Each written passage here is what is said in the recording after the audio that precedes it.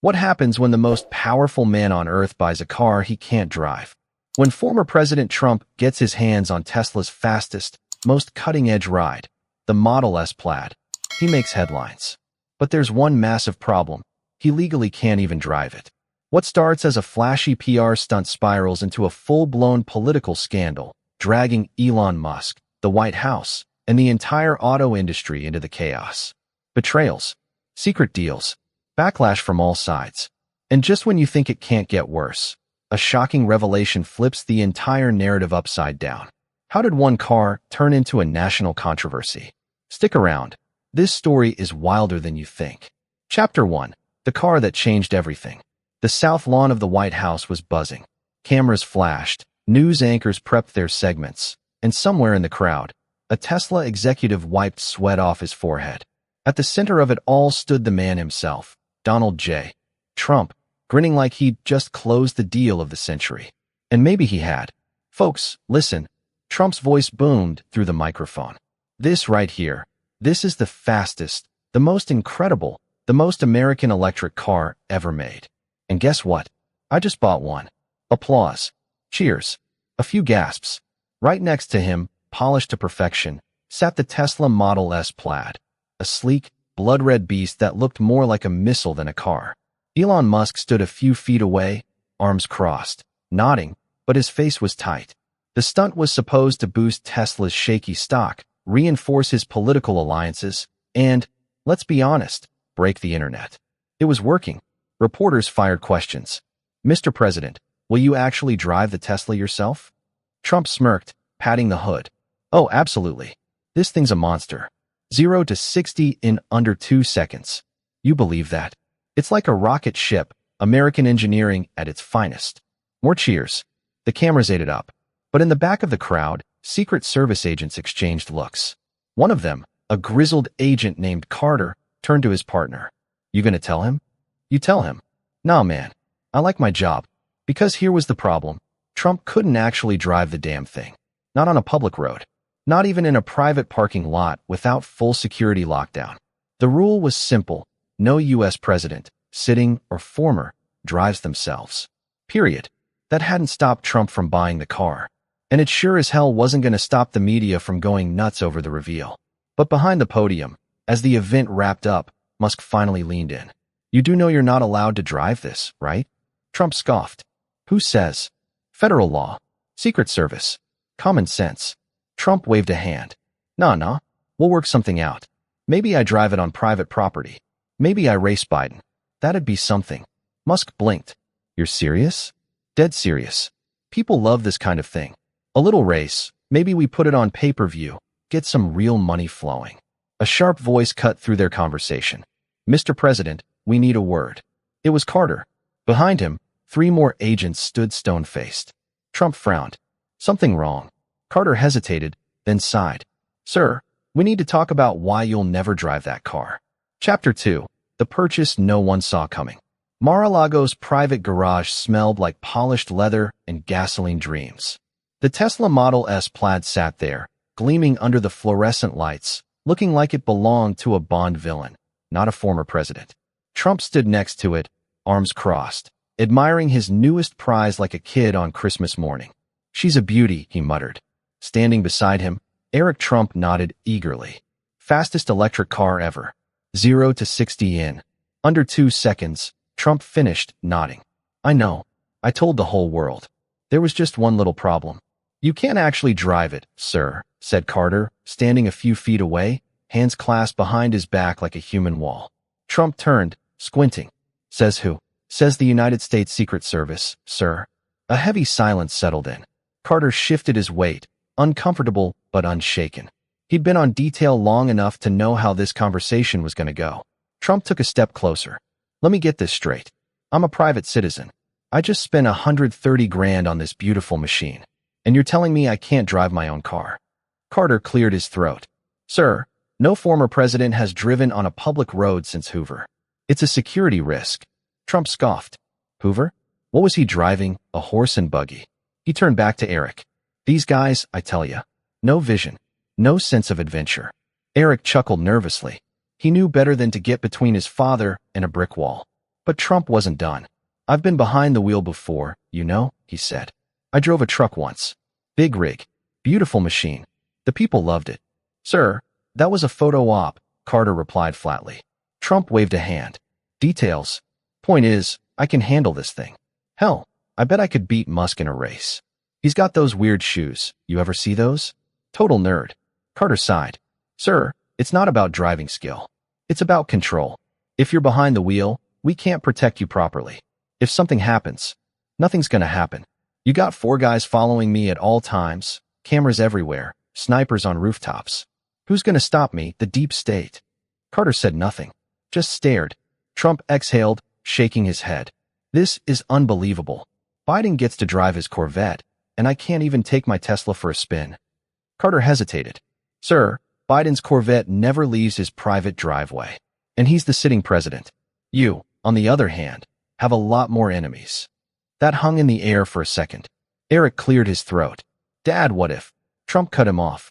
"No, this is America, and in America, you buy a car, you drive it." Carter exchanged a glance with another agent. The guy looked like he wanted to be anywhere but here. Trump folded his arms. "All right, what if we do this? Private track, no press, just me and the road. I'll even let you guys put a whole SWAT team on the sidelines." "Fair deal." Carter sighed. "I'll bring it up the chain, sir." Trump clapped him on the back. "Attaboy. See, negotiation. That's what makes a great businessman." Carter didn't answer. He already knew how this was going to end. Chapter 3. The Rule No One Can Break. Trump sat behind his massive oak desk at Mar-a-Lago, flipping through a stack of papers he had no intention of reading. His mind was somewhere else, on the Tesla sitting in his garage, the one he still hadn't driven. Across from him, Carter stood like a damn statue, arms crossed, his expression unreadable. He'd just delivered the final word from the higher-ups. "The answer is no, sir," Carter said. "No track, no test drive, no casual spin around the block. It's non-negotiable." Trump leaned back in his chair, staring at him like he'd just said the earth was flat. "What do you mean, non-negotiable?" "Everything's negotiable." Carter exhaled. He knew this was coming. Not this time. Secret Service policy. Ironclad. Trump drummed his fingers on the desk, his famous scowl forming. "So let me get this straight. I'm a private citizen now. Free man. But I still can't drive my own car, even on my own damn property." Carter didn't blink. "Sir, the policy doesn't change after you leave office. It's about security. If you're behind the wheel, you're vulnerable. If there's an attack." Trump threw up a hand. "Oh, come on.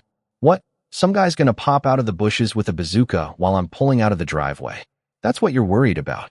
Carter kept his face blank. "Sir, we don't deal in what-ifs. We deal in never-lets."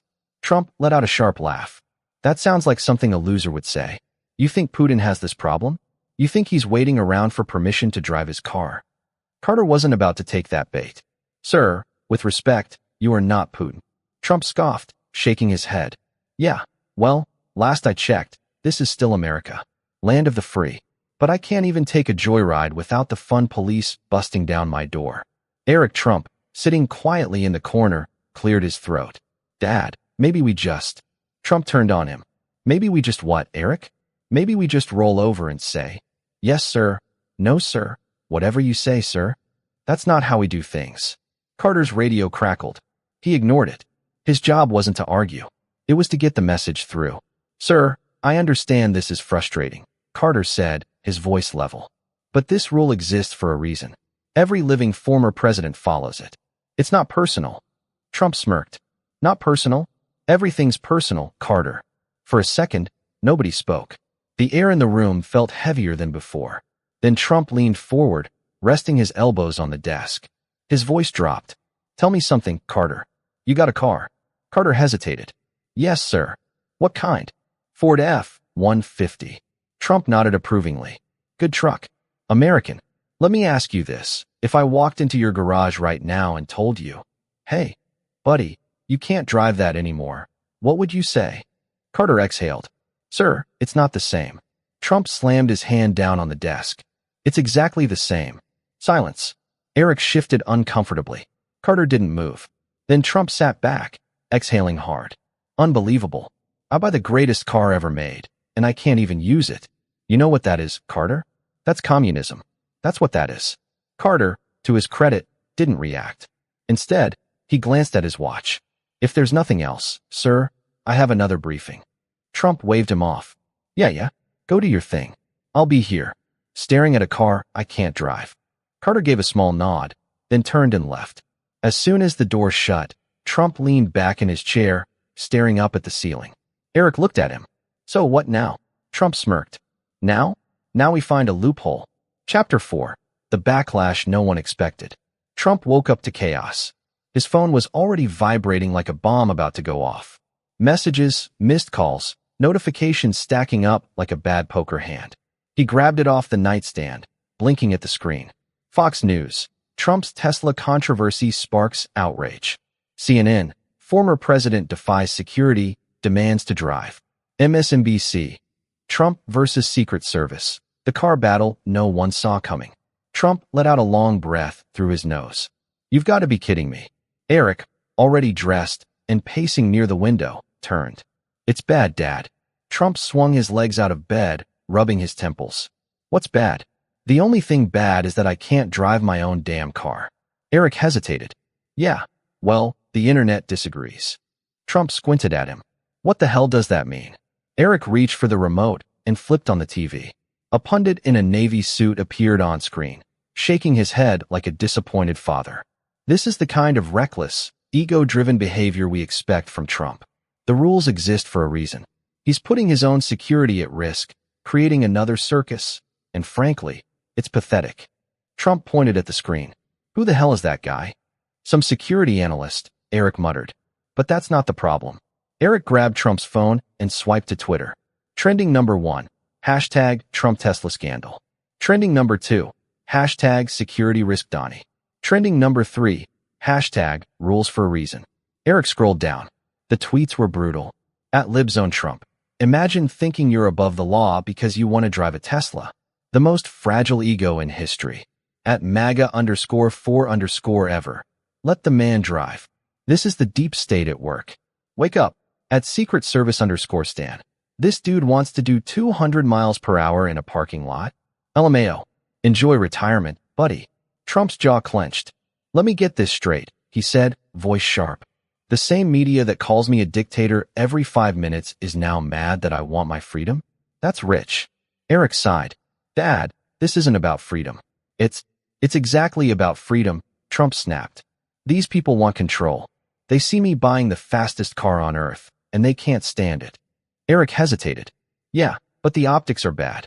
They're making it look like you're throwing a tantrum over a sports car while people are struggling. Trump scoffed. Oh, give me a break. Biden's out there crashing bikes, and they call him charming. I want to take a car for a drive, and suddenly I'm a national threat. He was furious now, pacing back and forth.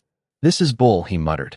I make one little joke about racing Biden, and now they're acting like I tried to drive off with the nuclear codes. Eric hesitated. So what do we do? Trump stopped pacing. His eyes lit up.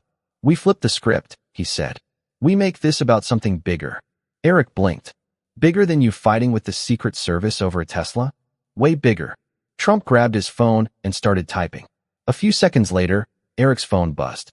He looked down at the tweet. Donald J. Trump, at Real Donald Trump. If Biden can have an unsecured Corvette in his garage full of classified documents, why can't I drive my perfectly safe Tesla? America should be asking, who's really at risk? Eric stared. Trump grinned. Watch them lose their minds. Chapter 5. The showdown in the Oval Office. Elon Musk wasn't happy. He wasn't exactly angry either. Elon didn't do angry the way normal people did. He just sat there, across from Trump, in a very expensive chair inside Trump's Mar-a-Lago office, drumming his fingers on his knee. You know, Musk finally said, tilting his head, this whole thing was supposed to be good for Tesla. Trump leaned back in his chair, steepling his fingers. And it is, he said matter of fact. We're in the news. You're in the news. Everybody's talking about your cars. Musk exhaled sharply through his nose. Yeah, they're also talking about national security concerns, reckless leadership, and, oh yeah, potential corruption. Trump smirked. Corruption? Because I bought a car? Musk didn't blink. Because you bought my car. While I have multiple government contracts. While I'm sitting on the Department of Government Efficiency. He leaned forward. You see where I'm going with this? Trump waved a hand. Elon, you worry too much. The people love this. They love a good fight. And right now, I'm fighting for them. I'm standing up to the government, to the elites, to the people who think they can tell a guy what he can and can't do with his own damn car. Musk was already shaking his head. This is a bad look. Trump leaned in. Let me tell you something about optics, okay? Optics are what I say they are. You think people care about Secret Service rules? No, they care about freedom. And guess what? The Biden people just walked right into my trap. Musk crossed his arms. How's that? Trump grabbed his phone, tapped the screen, and turned it toward Musk. Breaking. White House responds to Trump's Tesla tweet, calls his comments dangerous and misleading. Musk's eyes flicked over the headline, then to Trump's face. Trump was grinning. They took the bait, Trump said. Now it's a story. Now it's me versus them. And guess what? That means it's you versus them too. Musk's jaw clenched. Come on, Elon, Trump said, voice dropping into that persuasive tone he used when he really wanted something. You're a smart guy. You see where this is going. You know the establishment wants to take you down. They hate you almost as much as they hate me. You really think they want Tesla to win? Musk stayed quiet. Trump pressed harder. They don't like billionaires they can't control, he said. They don't like guys who don't play by their rules. You know that. I know that. And right now, they're using this little driving ban nonsense to try to embarrass me. And by extension you. Musk's fingers tapped on his knee again. Faster this time. I need to shut this down, Musk finally muttered. Trump nodded. That's what I'm saying. We need to shut this down. We take control of the narrative, we flip it on them. Musk sighed. How? Trump leaned back, smiling like a guy who had already won.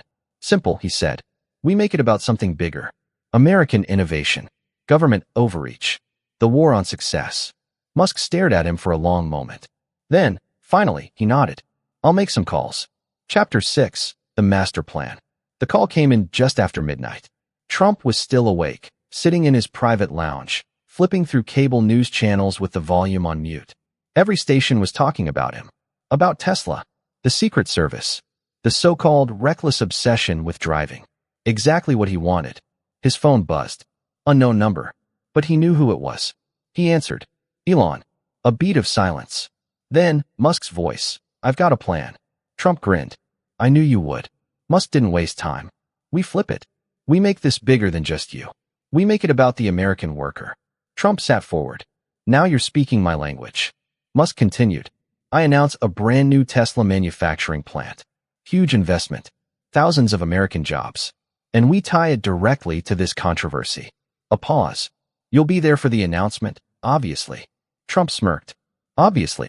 We position it like this, Musk said, his voice sharp, calculated.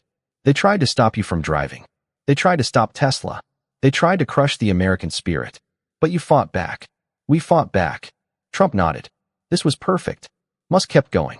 We push the angle that government interference is hurting innovation, hurting freedom, hurting the middle-class worker. A pause. And, let's be honest, it doesn't hurt that it makes Tesla look like the most American company on the planet. Trump grinned. You're finally starting to get this game. Musk exhaled. It's risky. It's genius, Trump corrected. I'll put out a statement first thing in the morning. Get people talking before you even announce. Musk hesitated. One thing. Trump raised an eyebrow. Yeah. Musk sighed. I need you to tone down the war on Tesla talk. The board is already nervous. Investors don't like controversy. Trump chuckled. Elon, investors don't like losing money. And right now, every headline has Tesla front and center. Another pause. Then, finally, Musk muttered, fine. Trump leaned back, grinning. Tomorrow, we make history. And he hung up. Chapter 7, The Deal Breaker. The press conference was supposed to be a win. Big stage. American flags. The perfect backdrop for Trump and Musk to unveil their game-changing Tesla manufacturing plant. Thousands of new jobs. Billions in investment. The ultimate middle finger to the critics. Except, it didn't go down that way. Trump stood behind the podium, mid-sentence, when an aide rushed up and whispered something in his ear. His expression barely changed, but his grip on the podium tightened. He looked over at Musk, standing to his right, arms crossed, watching everything with that unreadable expression of his. Trump turned back to the microphone. Well, folks, I just got some very interesting news, he said, voice steady, but his eyes sharper than before. Turns out, some people in Washington don't want this deal to happen. They'd rather see American workers lose than see us win. The reporters pounced. Mr. Trump, are you saying the government is trying to block the new plant? Trump gave a tight-lipped smile. I'm saying certain people in D.C. are making a lot of calls right now. Panicking.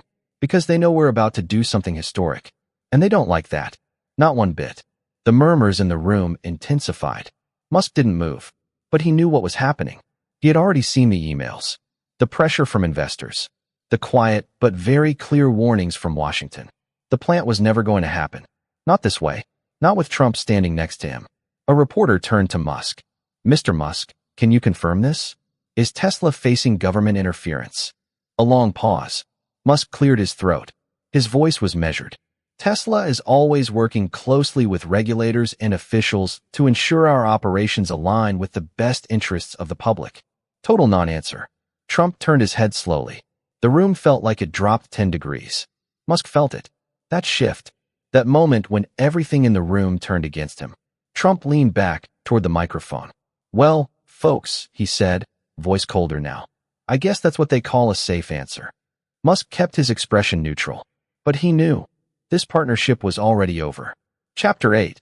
The fallout nobody saw coming. Mar-a-Lago was dead silent. No press. No aides running around.